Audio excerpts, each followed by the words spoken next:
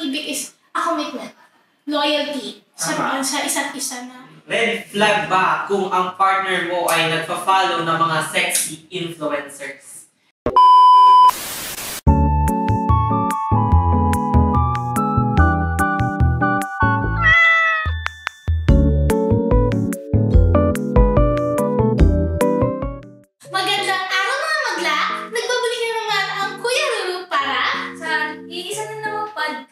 Na pinamagatang The Lulu is the new Sululu. Ang usapang pag-ibig sa mata ng Gen Z. Gusto mo yun? Gusto ko yun! Anyway, inaantok na ba kayo? Oo, ang dami ginagawa naman. Yes, pagod na pagod ako. Pues, ito ko sa inyo. Improve Kopi Ko Brown Coffee. Not too strong, not too sweet. Sakto lang timpla, kaya masarap. Gusto mo yun? Gusto ko yun! Really na!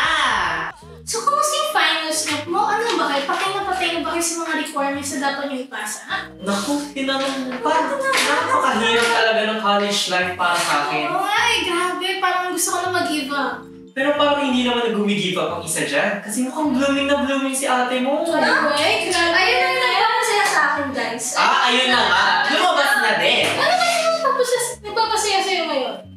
Kilala na ito, kilala mo. Mukhang lumalab life ng ate mo. Sana all, di ba? So, dahil nandito naman tayo sa usapan na to, magtanungan tayo. Kasi nandito naman tayo sa podcast, why not mag-usap tayo tungkol sa pag-ibig? Gusto niyo ba yan? Pag-ibig na... Gusto ko yun! Perfect! Tara, mag-usap tayo sa mga usaping pag-ibig sa mata ng Gen Z. So, itong unang tanong. Since nakapagkaroon na tayo ng mga first experience sa mga pag-ibig at sa mga crushes. Itong tanong ko, ano yung definition sa pag-ibig? Ang definition ko sa pag-ibig is, talagang napakasimple lang. Kung talagang gusto mo makita yung tao, o gusto mo lagi siyang makasama, tinatawag ko na siyang pag-ibig sa akin. Kaya, ikaw ba? Ang masasabi ko lang, ang pag-ibig kasi, kapag kayong dalawa ay handa na kayo sa isa't isa or kung nararamdaman na. Ayun yung definition ko, nabumulan ako sa buhay ko eh. Actually, wala naman talagang straight na kahulugan ang love. Ikaw ba, Leo? Para sa akin, hindi ganun eh. Parang, para sa akin ang pag-ibig, hindi lang sa kilig, hindi lang sa mga sweet talks na parang in-exchange sa isa't isa. Ang pag-ibig is a commitment, loyalty sa isa't isa na kahit ano mangyari, kahit pangit man ang makita mo sa partner mo or may nakita ka na parang hindi mo tayo o parang hindi na kaaya-aya pero tanggap mo pa rin yung tao. Yun yung parang definition ko na love. At dahil doon, nagsisimula na tayo mag-usap, mag-drawing din tayo. Kasi, oo nga pala, kailangan natin na bigyan buhay ang pag-usap natin. May lagyan natin ng konting excitement sa pag-drawing din. Like, pagbibigay buhay ng mga ating discussion. Tama. Ano bang ideya nyo? O gusto nyo gawin sa pag-drawing? Gusto kong i-drawing kung ano ba talaga, like, yung overall na pinag-usapan natin. Like, ano ba yung kalabasan nun as a parang artwork. Yeah. Ikaw, anong dodrawing mo yan? Ako, aso na meme. Aso na meme. Kahit sa akin, medyo random. Pero gusto ko yung mag-draw ng isang character. Ay, dalawang character na gusto ko sa isang laro. Na tingin ko babagay sila sa isa't isa. Bakit sobrang umaasa ang mga tao sa kanilang feelings o spark kapag nagmamahal? Para sa akin, bakit parang madalas yung mga tao nag-maasa sa mga sparks or parang kilig na nararamdaman nila? Pag may nakikita silang tao na parang type nila. Kasi human and natural yung reaction ng mga tao. Hindi yung something na mahihiwalay natin sa kalooban natin. Dahil, ano na to? Part na to sa, paano natin may differentiate kung yung tao ba yun ay magugustuhan ba natin, nakikita ba natin ito sa buhay natin. Pero I think, dahil doon, hindi siya masyado naggalas, kung masyado ka umaasa sa spark or kilig sa isang tao, kung yun lang naman ibinibigay sa'yo, paano pag nawala ito? Tama. Ako ka dyan. Yeah, paano pag kunyari, oo nga, kinilig ka sa una, pero yun lang ba yung dahilan? Ba't mo siya nagustuhan? Diba? Ikaw, anong opinion mo doon? Saan? Bakit yung mga tao sobrang umaasa sa mga spark or feelings nila pag nagkagusto sila? Ba't bukod pa doon, bakit hindi nila iniisip na gusto ko tong tao dahil bakit palagi na lang spark? Ayun lang din kasi yung answers nila sa ano, like for example, hindi mo talaga maintindihan yung sarili mo. Hindi ka agad magkakagusto sa isa't isa. Pero nakadepende yung sa akin kasi di ko alam kung ganun ba yung ibang, kung ganun yung nararamdaman ng ibang tao. Pero sa perspective ko, ganun ako like, matagal ako ma-fall or unexpected ako ma-inlove sa isang tao. So, umaasa ka din kasi sa mga sparks? Oo. Totoo? Oo. Bakit ba? Ano ba yung bakit tingin mo, yun yung, it's natural human reaction. Pero bakit tingin mo yun lang palagi inaasa nila? Wala silang dahilan, yun lang ba talaga dahilan nila? Hindi nga yung dahilan yun. Ano yun? Yung bakit nagustuhan niyo yung isang tao? Ikaw nga, ba't mo nagustuhan yung sinabi mo ganyan na? Ano kasi, Bimitian niya ako one time din sa hagdanan na yun. Parang, Naman na ba nasabi na gusto mo siya? to the point na iniisip ko na kahit tanggalin ko, hindi mo wala sa isip ko. Hindi ko talaga maintindihan. Pero parang nakuha ko naman yung kasi kung wala naman talagang feelings or spark, ba't ka pa nagawa?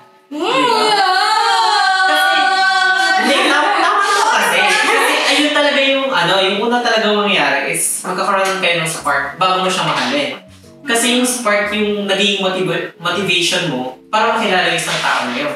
Halimbawa, kung may kakilala ka, tapos hindi mo na-feel yung spark, continuous nyo pa rin bang kakausapin yun? Di ba hindi naman? Kasi wala kayong motivation para makipag-usap sa kanila.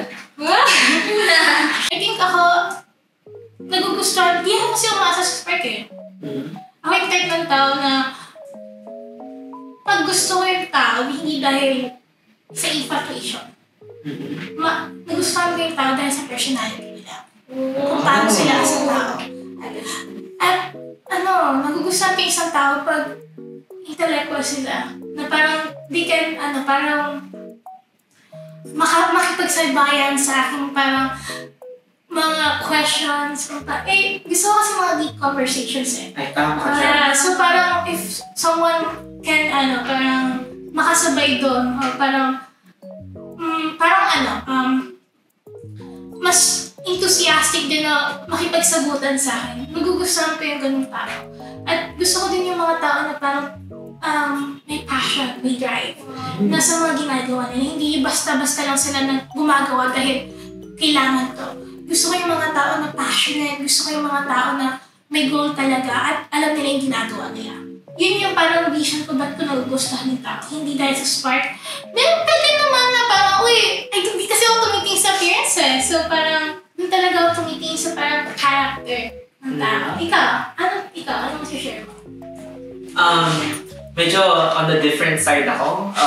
Ibang panic. Kasi, kapag tingin na may isang tao, una mo makikita talaga o parang makukuhang aura or parang makikita mo isang tao is appearance talaga. Yung anyo talaga nila, kasi yung mukha talaga nila, or kung may mapipick up ka man, konti lang, or medyo out of context minsan, o mali.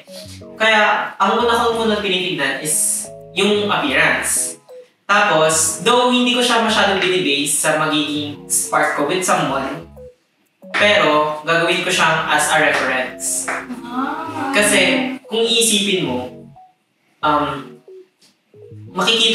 lagi kong tinatanong, makikita mo ba yung sarili mo kasama isang tao ito? Ganon.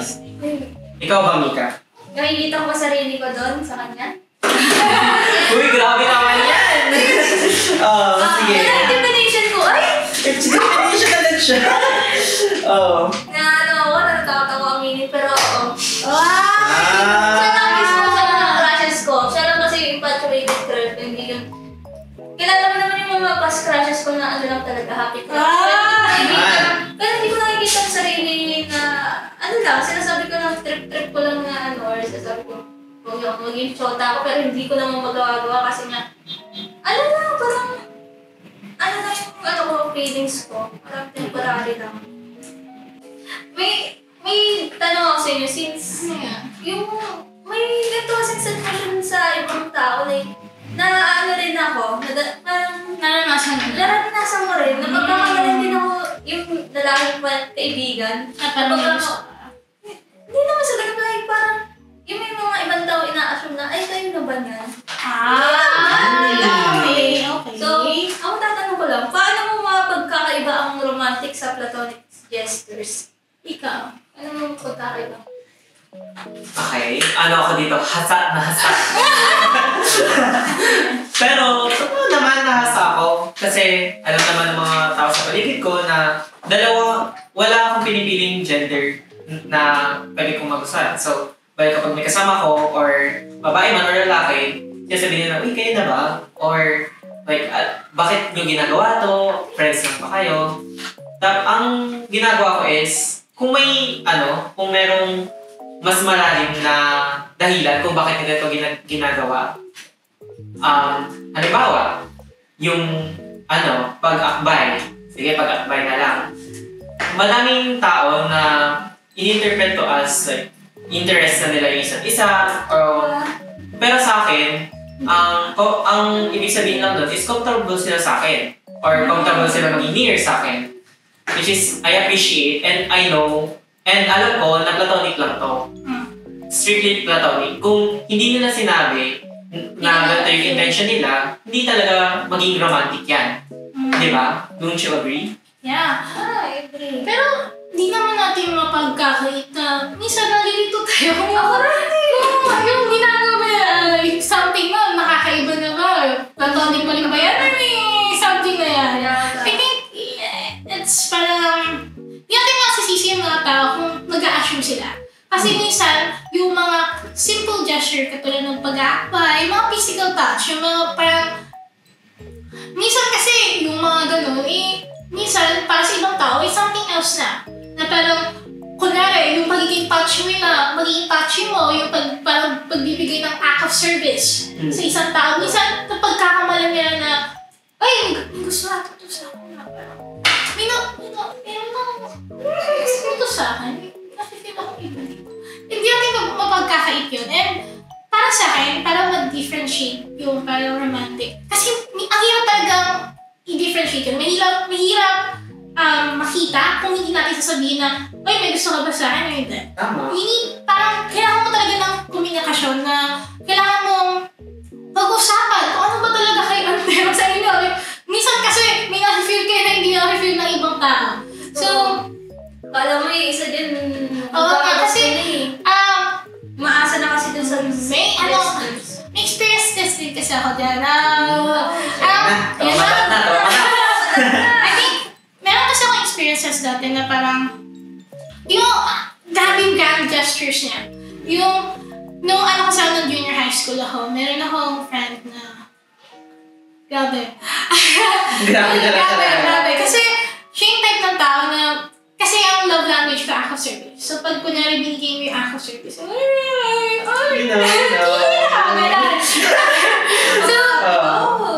So, yung taong yun, siya yung type ng tao na pag, kunyari, may sakit ka, kasi magaling siya sa math. Magaling sa math, matalino, yung type ko.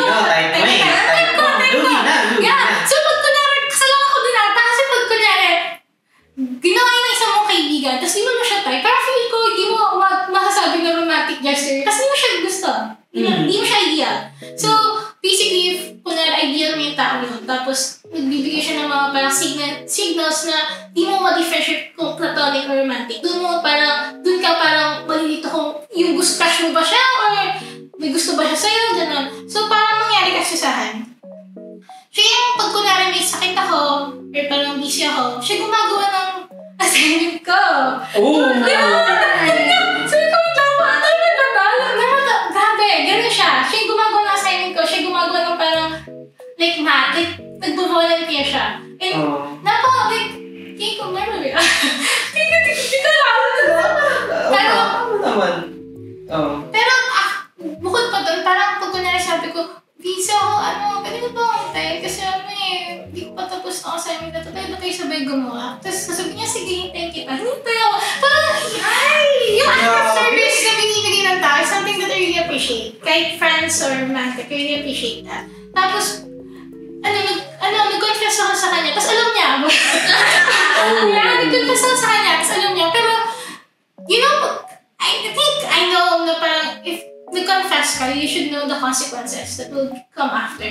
So, nung nag-confess ako, I'm not expecting it. Hindi ako nag-iisip na after ba neto, magiging kami ba? Hindi ako nag-expect na. Nag-confess na ako kasi gusto kong sabihin. And sabi niya, nung nag-confess ako, hintag na to, hindi ka iniibalik. Ooh, like, green flag na green flag.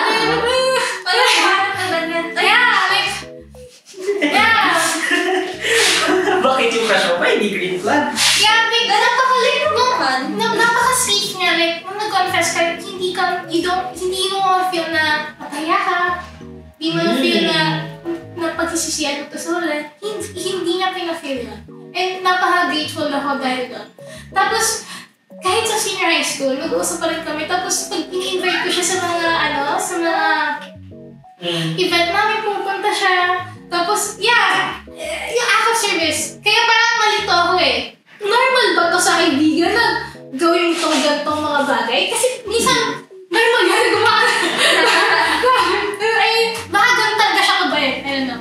Pero, yun. So, hindi natin mapagkakait na may mga ibang bagay na mga tao, nalilito din sila. Kasi, minsan, yung mga ibang tao na simpleng gestures lang, minsan nagbibigay ng big impact na nagkakaroon ng development sa feelings.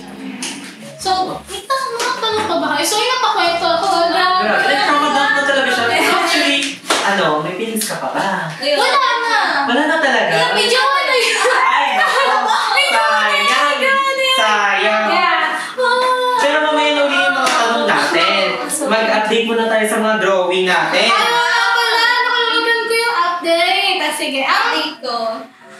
Ang update ko pa lang is, parang sketch pa lang ako. Ikayo? Ako din, sketch pa lang. Kasi masyado akong nag-drawing sa conversion. Ako nagagod ko na yung drawing. Tracing lang. Practice. That's good. Yeah. Pero, ngayon, magkakaroon na tayo ng break at maglalaro tayo ng isang laro na tinatawag na Pop the Balloon. Siguro naging sikat na din ito sa social media at nakikita niyo na rin ng mga views na video na ito. Kaya simulan na natin. Ang unang statement, ang pagiging masyado bang mabait ay masama o masama, green flag siya or red flag. Ipapop ang balloon pag red flag siya. Isi-stay pag green. Okay, 1, 2, 3, go. Mukhang wala. Ipaliwanag bakit. I think, hindi naman red flag pag naging mabait ka sa tao. Ngayon, dapat siya lang, sa'yo lang mabait yung tao. It really parang explain kung anong characteristic niya. Kung mabait siya sa lahat ng tao, meaning na mabait talaga siya sa'yo.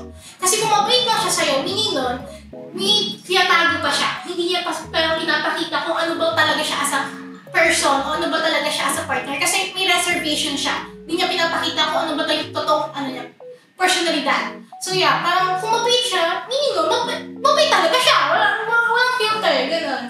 Ikaw.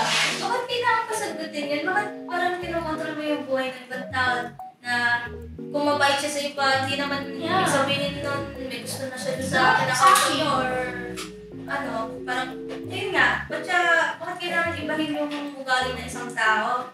Kung gano'n naman siya. Mas maganda pa nga yun, mas maiging tao. Isa naman yung manipulative na tao Tama, ano kayo dyan? Pero ang tanong kasi is, masyadong mabait. Masyadong mabait, like... Sobrang mabait kahit sa ibang babae.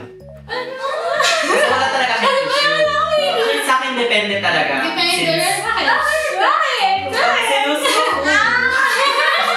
Depende sa akin. Pero kung makikita ko naman walang mali siya at secure naman kami secure yung relationship namin, bakit naman ako magdala, di ba? Magre-reflect yun sa akin na kung insecure ako, na may issues ako na dapat kong i-resolve. Sa pangalawang tanong, dapat bang ihati ang bayad sa unang date? AKA, 50-50, dapat ang bayad. Kung ikaw ay sang-ayon, puputukin mo ang iyong lobo. Pag hindi ka sang-ayon, magsistay ka lang. Wow! Pag sang-ayon ka, puputukin mo. 1, 2, 3. Okay. Madami tayong poppers. Okay. Wow, surprising me. Ikaw muna kasi ikaw. Hindi ka nag-pop. Since wala pa naman ini-state yung manliligaw mo or nililigawan mo na gusto mo ba hati-hati muna or nakadepende naman sa nila yun eh. Sa kung gusto ba nila sila manlibre o kayo manlibre. Pero kapag sa akin kasi gusto mo hati-hati parang equal lang. Kasi sabi, ipop yung balloon pag gusto mo ng hati, di ba? Oo, pag gusto mo ng hati, ipapot mo yung balloon. Hindi pa mo yan. Sorry, tama ko ah. Talk na kasi sa finals ah.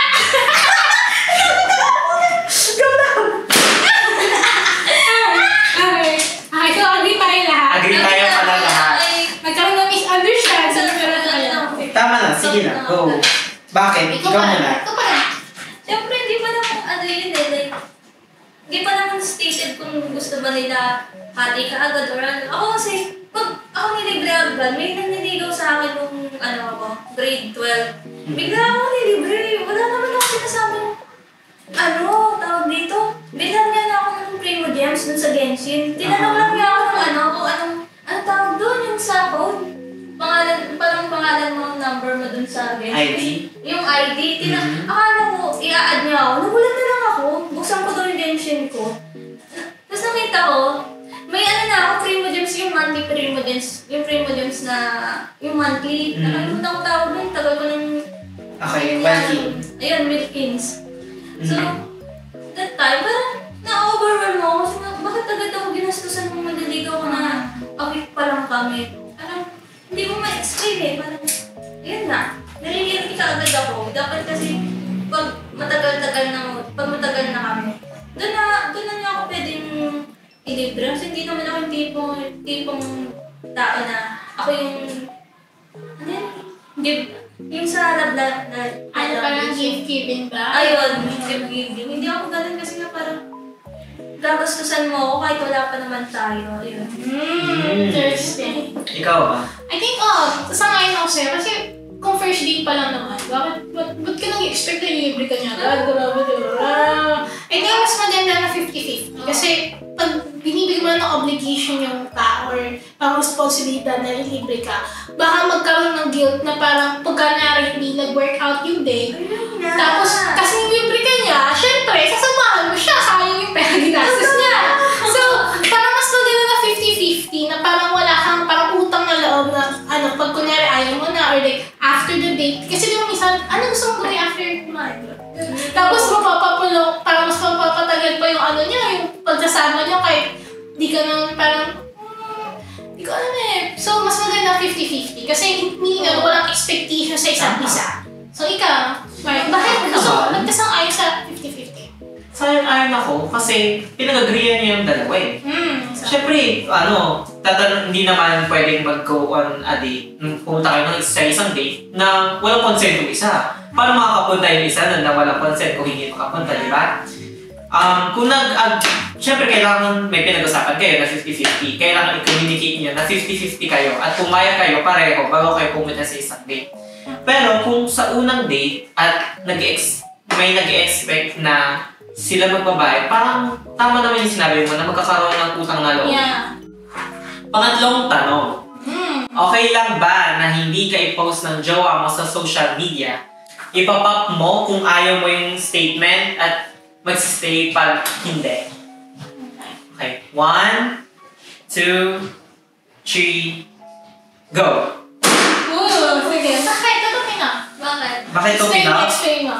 Kasi, parang nagpo-post sa social media, gusto kong makita ng ibang tao ng kaibigan niya o kaibigan ko na kami ay na magkasama kami or couple kami. Kasi kung hindi niya ipopost, tapos introverted na tao pa siya, paano malalaman ng iba? Di ba? Basically, yun lang yung nagiging sukatan in the social media sense na kami. Basically, gusto kong fina-flex ako, yun lang. Yun lang yung talaga. Okay kayo, bakit hindi kayo nag-talk? What if yung person na yun kasi like, private siya or kaya hindi active sa social media, kaya naiintindihan ko naman. At saka, ayun lang din. Kung ano siya, pero kapag nahiya siyang pag nahiya siyang i-post ako, wala akong masasabi siya, pero at the same time, parang malulungkot rin ako. Ako nga, yung mga pinapost mo, tapos hindi niya nililalik, parang ina-archive ko agad eh. Kahit petty. I think yung pagpo-post hindi siya sukatan kung gaano kung ano ba kayo as a relationship. Kasi kasi ako I'm the type of person na hindi nagpo-post. So, okay lang ako, basta may reassurance in my life. Kung mas parang you're a couple is in my life, tapos, bakit kailangan natin pagsigaw sa buong mundo na couple tayo, we can just have our own world, na pwede naman tayo na mga kaibigan lang natin, tayo lang makaalam. Kasi, okay lang, it's okay na i-post mo, pero hindi ko naman binibigyan ng obligasyon ka na ipagkalat mo, or parang mapilitan ka. Kasi, kung okay na ako na sa real life tayo parang mas open as a relationship. Kahit hindi na malaman ng buong mundo, basta ni-reassure mo na tayo, na mahal mo ako. At saka what if yung parents niya strict, tapos at hindi kasi mga circumstances na hindi natin makakontrol, and dapat natin i-respeto yun. At hindi naman dahil hindi ka pinost, hindi ka na mahal, at hindi na siya proud sa'yo. Iba yun. Yeah. Depende naman sa tao. Yeah. Pero sa akin kasi, okay lang sa akin. Natural lang. Okay na tayo dito. Yeah. As long na huwag siya mag-post ng mga iba. Bakit yung iba magpapost na sa kanya? Baka bigla naman nag-post ng iba.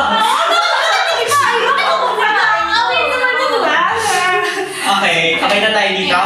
Okay, sunod na tayong question. Sa huli naman nating tanong, red flag ba kung ang partner mo ay nagpa-follow ng mga sexy influencers? Ipapop mo yung balloon, pag red flag, isistay mo yung balloon. Pag okay lang sa'yo, hindi green flag, okay lang sa'yo. 1, 2, 3, go!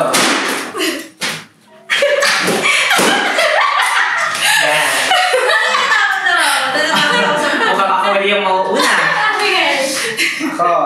Kasi, kung secure naman kayo sa relationship nyo, nang kayong dalawa lang, hindi ka na dapat nagsaselo sa mga sexy influencers. Wow! Okay. Kasi, kung secure naman kayo, or may assurance kayo, or matagal na kayo nag-aano, and you know naman na hindi siya or may tiwala ka sa kanya, na pina-follow niya lang just for admiration, okay lang sa akin. Hindi ko siya sasabihin green flag, pero okay lang sa akin na mag-follow siya. Basta, hindi niya gagawin siyang dahilan na para tumingin sa ibang tao. Kung secure, basically kung secure kayo as a relationship, ba't pa kayo nagdada? Interesting. Ako kasi, ba't ko tinatawag yung balloon? Kasi parang feeling ko, pag yung taong yun, partner ko, tumitingin pa sa iba, at parang hindi mo maiiwasan na feel insecure. Kasi kung bakit mo nilalike yung photos na parang mga photos na parang nakikikayat ng mga parang sexy photos, parang mapapatanong ka, ito ba yung, bakit nga nilalike ito? Tapos parang mas mapa-insecure ka, ito ba yung gusto mo? Ito ba yung gusto mo makita sa akin? So parang may nagkakaroon ng comparison. So para sa akin, okay lang mag-admire sa tao, pero pagka-follow nun, parang nagiging form of disrespect na din kasi yun eh. Bakit ang dami mong fina-follow na parang influencer na nagpapakita ng it's okay na okay, this game, I think okay lang yun. Na yun yung parang nila-express yung sarili na. Pero as a partner, parang mapapapasyon ka, bakit ito yung fina-follow mo? Bakit parang ang dami mong fina-follower na parang nakakapagbigay taka sa sarili na ito ba yung gusto mong makita sa akin? So, may insecure ka talaga. So, yun nga, parang kung gusto, it's a form of reassurance na ikaw na talaga gusto niya. Kung ang fina-follow ni mga tao, ganun nga, parang hindi siya nagpa-follow masyado ng mga sexy influencer. Parang it's a form of reassurance. Yeah. Sa akin naman, alam ko silosa ako, pero yun din nasa isip ko since may din ako parang insecure din ako sa katawan ko na blood-tested ako, parang hindi pasok sa, kung sakali kung ganun yung standards niya, bakit parang nagpa-follow pa siya ng ng mga sex influencer ka. Sana yung ganun yung ginawa Kaya nga, tapos magpapalo mo ng ganun, pero kasi lang na din. At the same time, huwag naman yung sobrahan yung follow sa mga follow ka, pero parang pag masyado marami, mapapa-question ka na talaga. Pwede naman na like admiration ka, tulad ng mga K-pop idols, tulad ko, admiration lang ako. Puro lang ako repost ng mga edits, pero wala yung mga thirst trap ng mga idols. Okay lang yun admiration lang din yun. So, meron na tayong dalawang question. Dalawa na lang? Dalawa na lang? Diba? Usapan natin. Ganyan talaga, buhay na buhay ka ba kay crush? Grabe naman. Okay, ito ang tanong. Bakit patuloy natin pinipili ang maling tao kahit na ilang beses nila tayo sinasaktan? Parang grabe na!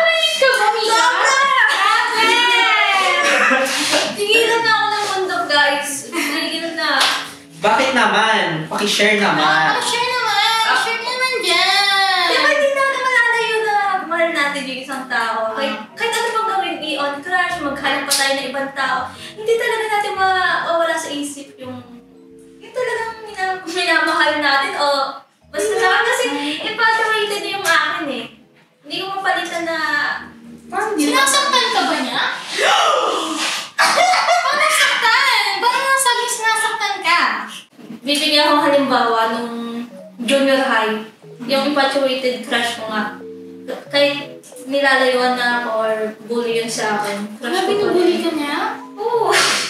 Masachi si ate ko. Hindi ko na ma-explain yung, hindi ko talaga, bakit kapag nasasaktan na nga talaga ako ng tao, infatuated pa rin ako doon or, kasi nga, hirap ako ma-inlove sa tao kahit nga ligaw pag yung nanliligaw sa akin, binubos ko na dahil na ang bilis na nila sa akin. So gusto mo ng the chase basically? Gusto mo yung parang yung unpredictability ng mga tao, kaya yun yung parang nagiging adrenaline mo. Bakit gusto mo i-pursue yung tao? Kasi unpredictable sila. Unpredictable na. Actually, for the thrill out. Yeah, yun yung kasi pag sinabi mo, pag kunwari, parang yung tao na nagliligaw sa'yo, masyadong parang strong, not to turn off ka. Oo. So parang ang gusto mo is yung the thrill. Na parang yung... Biglaan na yung spark ko. Siguro, kasi nasali na tayo sa feeling na love sa kanila. Kahit na parang low-key manipulative na. Basically, parang, pinaramdam nila sa atin na minamahal tayo. Tapos, ginagawa yun as a reason para mas mahalin pa yung taong mali. So, love bombing basically. Oo. Ganun ang naisip ko. Kaya bakit bumabalik pa rin yung iba hindi yung iba ako din. Minsan. Pero hindi kasi siya napupunta sa talagang intense love. Hindi naman sa intense love. Parang magjowa or like, anything near that. Pero parang ang nakikita ko kasi na nasanay sila sa feeling na gano'n, na minamahal sila ng isang tao, kahit na naging toxic sila, kinukumbinsi pa din nila yung sarili nila na magbabago din yan, mahal niya pa rin I can ako. fix him.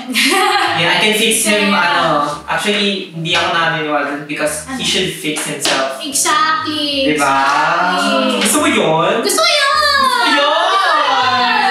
Ikaw ba, go? I think, ako din, parang, kasi I think, bakit yung mga tao nag-stay pa rin? Kasi, hindi kasabihan nga, love is fine. Love is fine. Yeah. Yes. So, parang, masyado kasi, I think, bakit yung ibang tao nag-stay sa mga abusive na relationship or parang kahit hindi na siya, yung parang yung love was, hindi na talaga present or hindi na talaga, parang wala na talaga, parang hindi mo na talaga maramdaman yung pag-ibig. Nag-stay pa rin sila kasi bumabalik sila sa mga nakaraan na kung saan masaya sila. Yun yung naging survival instincts natin. Na pag kunyari, may nangyari na parang, bakit may sudden shift of dynamics? Bakit parang dati sweet ka, tapos ngayon bakit parang ang lamig-lamig mo na, hindi na kita maramdaman. Parang, naramdaman ko yung sakit. Tapos, dahil doon, parang pag nag-isip na tayo ng mga dahilan na, ay baka kasi, may problema lang siya. Pero hindi naman siya ganito hindi naman siya ganito. Baka may pinagdadaanan ng tao. Yung pag nagdadahil na tayo na mag-stay, doon na natin masasabi na parang, wala talagang, dapat talaga mag-iwalay na tayo. Pag nakikita mo na sarili mo na nag-mimic ka na ng mga dahilan, na parang, para lang i-justify yung actions niya, doon na tayo na parang, niloloko mo na sarili mo. And, yun nga yung sinabi ko nga na bakit nag-stay yung isang tao. Kasi nga, mahal nila Hindi na masisihis yung tao. Ang makikita nila sa'yo yung dati mo. Yung nakaraan na meron kayo.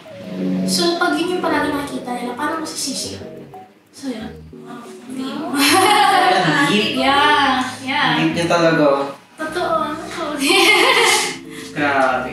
Pero actually, interesting idea. Thank you. Ayan. So, dito na pa nagtatapos ang ating podcast. Pero bago yun, kailangan natin i-reveal ang ating drawing. Okay, nakita mo na natin kay Leo na pakita mo sa amin. Okay, ito yung drawing ko. I think makikita niyo naman yun sa screen mamaya. So, ito yung come up kong drawing kasi nga, pinag-uusapan natin yung pag-ibig. So, dahil sa Gen Z perspective and mas open tayo sa different type of relationship katulad ng same-sex relationship. Nag-drawing ako ng 2 babae.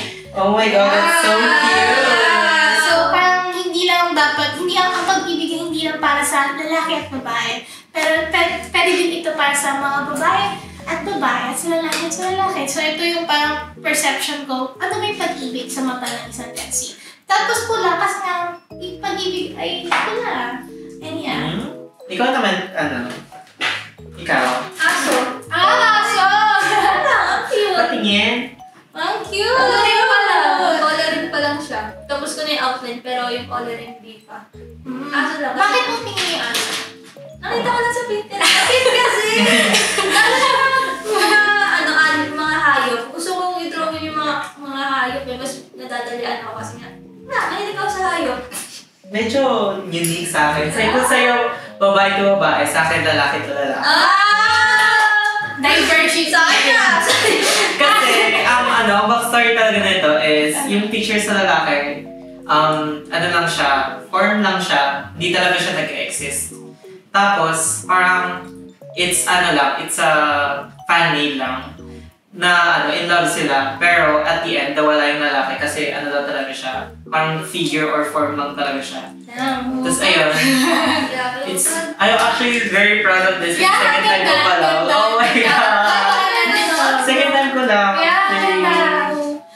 First time ko nga lang natin. At ayun, doon na magtatapos ang ating podcast.